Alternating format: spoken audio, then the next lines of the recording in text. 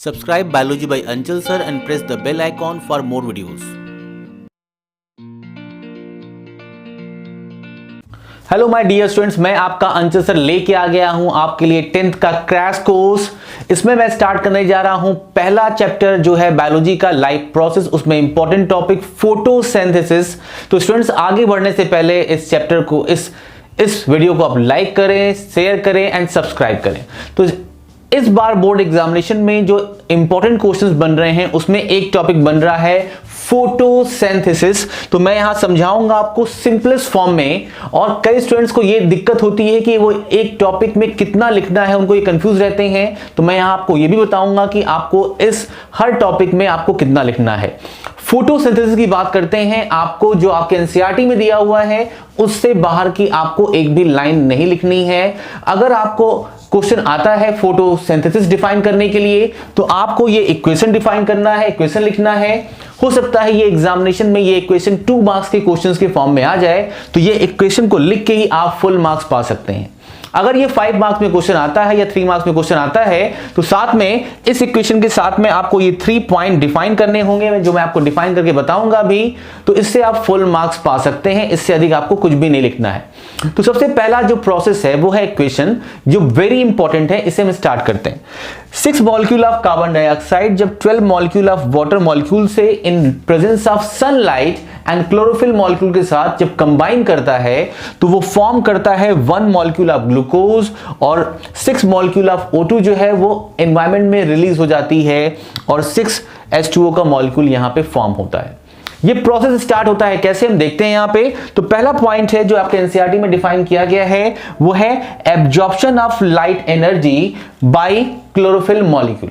तो absorption of light energy by the chlorophyll molecule, ये है क्लोरोफिल का मॉलिक्यूल। ये क्लोरोफिल के मॉलिक्यूल कहां प्रेजेंट हैं, तो क्लोरोप्लास्ट के अंदर जो थैलाक्वाइड होते हैं उनके मेम्ब्रेन के ऊपर ये क्लोरोफिल के मॉलिक्यूल प्रेजेंट होते हैं, उनमें ये सनलाइट एब्जॉर्ब होती है।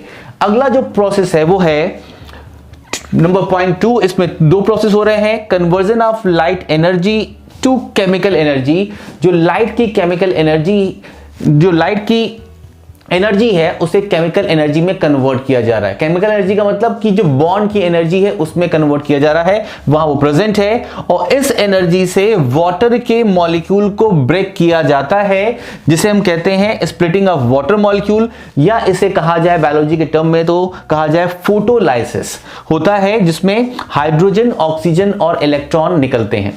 ये प्रोसेस होता है कहां पे, इसी थैलाक्वाइड के मेम्ब्रेन पे होता है ये प्रोसेस। यहां पे वाटर मॉलिक्यूल प्रेजेंट है, सनलाइट वहां से यहां पे पहुंची, यहां पे वाटर मॉलिक्यूल को ब्रेक किया गया। बहुत ढेर सारे वाटर मॉलिक्यूल्स जो आए हुए हैं, जो वाटर ये सॉइल से आया हुआ है, यहां पहुंचा, इसे ब्रेक किया गया सनलाइट के प्रेजेंस में। इसमें इलेक्ट्रॉन रिलीज हुआ, ऑक्सीजन रिलीज हुई और H आयन रिलीज हुए।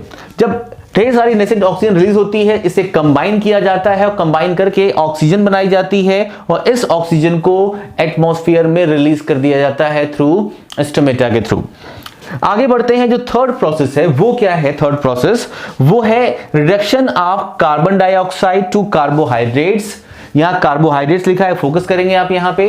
तो जो कार्बन डाइऑक्साइड एटमॉस्फेयर में प्रेजेंट थी, या प्लांट उसे खुद दिन में अगर फॉर्म कर रहा है इन माइटोकॉन्ड्रिया में, तो सारी कार्बन डाइऑक्साइड को प्लांट यूटिलाइज करता है अपने फोटोसिंथेसिस में, और उस कार्बन डाइऑक्साइड से वो कार्बोहाइड्रेट को बनाने का काम करता है। तो प्रोसेस कैसे स्टार्ट होता है एक डायग्राम के थ्रू समझते हैं हम। यहां पे जो इंपॉर्टेंट पॉइंट है, यहां पे सनलाइट लीफ के ऊपर फॉल करती है, ये लीफ ग्रीन होती है।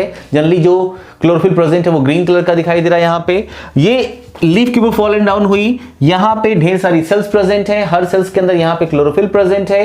क्लोरोफिल कहां प्रेजेंट है उसको फोकस करते हैं यहां पे। तो ये सेल है, सेल के अंदर आपको क्लोरोप्लास्ट दिखाई दे रहा है। यहां डिटेल में आते हैं, यहां पे हम ये क्लोरोप्लास्ट के अंदर आपको दिखाई दिया यहां पे क्या, थैलाक्वाइड्स यहां पे बिल्डिंग के फॉर्म में प्रेजेंट है, ग्रेना के फॉर्म में यहां प्रेजेंट है। ये लीफ जो है ये CO2 को स्टोमेटा के थ्रू रिसीव करती है, इसी स्टोमेटा के थ्रू वो ऑक्सीजन को रिलीज करती है और वाटर वेपर को भी रिलीज करती है, जिससे प्लांट के अंदर टेम्परेचर रेगुलेट होता है। अब इसके अंदर देखते हैं तो सनलाइट इस सेल के अंदर आई, सेल से इस क्लोरोप्लास्ट तक पहुंची। क्लोरोप्लास्ट के अंदर क्या प्रेजेंट है, यहाँ पे बिल्डिंग लाइक स्ट्रक्चर प्रेजेंट है। एक सिंगल क्वाइन को हम कह रहे हैं यहाँ पे थैलाक्वाइड, और इस थैलाक्वाइड की जो मेम्ब्रेन है इसके ऊपर आपको डॉटेड पॉइंट दिखाई दे रहे होंगे, ये पॉइंट्स है क्लोरोफिल। यहां पहुंची ये क्लोरोफिल उस लाइट को एब्जॉर्ब करने का काम करते हैं, और इस लाइट से वाटर मॉलिक्यूल इस मेम्ब्रेन पे लोअर साइड में मेम्ब्रेन के ब्रेक डाउन होता है। जब वाटर मॉलिक्यूल को ब्रेक डाउन किया जाता है तो उससे H आयन निकलते हैं, ऑक्सीजन का फॉर्मेशन होता है और इलेक्ट्रॉन होते हैं।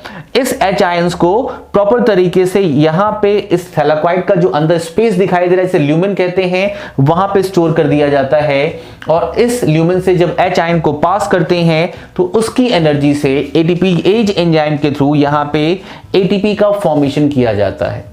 अब ये जो एटीपी का फॉर्मेशन है ये स्ट्रोमा में मूव करता है। स्ट्रोमा में मूव करने के बाद ये दिखाई दिया आपको यहाँ पे।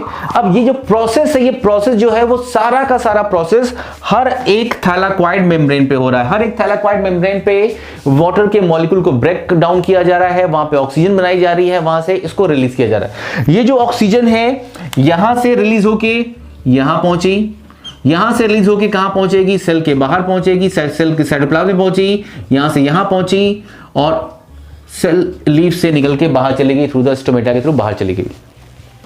अब मेन प्रोसेस जो है उसमें है कार्बोहाइड्रेट का फॉर्मेशन। ये पूरा का पूरा प्रोसेस लाइट के प्रेजेंस में हो रहा था। अगला जो प्रोसेस है जिसे हम कहते हैं डार्क साइकिल कहते हैं, ये तो लाइट साइकिल हो गई, लाइट फेज हो गया। डार्क साइकिल का मतलब कि अब सनलाइट का रिक्वायरमेंट नहीं है, जो सनलाइट का प्रोडक्ट है, ये जो एटीपी का फॉर्मेशन है, ये क्या करेगी, अगली साइकिल को रन कराएगी। तो ये साइकिल कहां रन कर रही है, ये क्लोरोप्लास्ट है। क्लोरोप्लास्ट का जो लिक्विड मीडियम है जिसे हम स्ट्रोमा कहते हैं, उसके अंदर ढेर सारे एंजाइम्स प्रेजेंट हैं, वाटर प्रेजेंट है, आरएनए का मॉलिक्यूल प्रेजेंट है, डीएनए का मॉलिक्यूल प्रेजेंट है। ये सारे के सारे ये इसके अंदर एटमॉस्फेयर से CO2 इंटर की थ्रू स्टोमेटा, साइटोप्लाज्म, क्लोरोप्लास्ट के अंदर आई, यहां स्टोमा में पहुंच गई। अब यहां पे एक साइकिल रन कर रही है, केल्विन साइकिल। उस केल्विन साइकिल के थ्रू यहां पे 6 कार्बन डाइऑक्साइड के मॉलिक्यूल आएंगे, वाटर मॉलिक्यूल आएंगे, ऑक्सीजन के मॉलिक्यूल आएंगे। इसे कंबाइन करके बनाया जाएगा ग्लूकोज का मॉलिक्यूल।